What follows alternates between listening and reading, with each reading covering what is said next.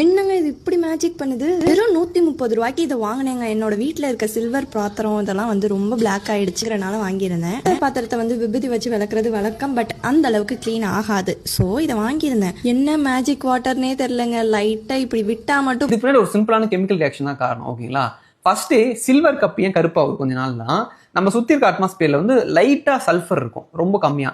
அந்த சல்ஃபர் கூட இந்த சில்வர் பாத்திரத்துக்குள்ள இருக்க சில்வர் ஆட்டம்ஸ் வந்து ரியாக்ட் ஆகி டார்னிஷ் அப்படின்ற ஒரு கெமிக்கலை ஃபார்ம் பண்ணும்.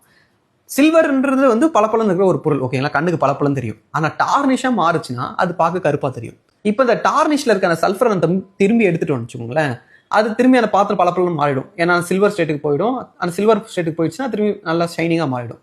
அந்த வேலையை தான் அந்த கெமிக்கல் பண்ணுது. ஸோ அந்த கெமிக்கலுக்குள்ள வந்து சல்ஃபியூரிக் ஆசிடும் தயோரியா அப்படின்னு சொல்லி ஒரு கெமிக்கலும் கலந்து வச்சிருக்காங்க. கருப்பு படிமம் ஃபார்ம் ஆன சில்வர் பாத்திரத்தை முக்கும் போது அதுக்குள்ள இருக்க அந்த தேவையில்லாத சல்ஃபரை வந்து எடுத்துரும், சக் பண்ணி அது அந்த லிக்விட்ல போயிடும்.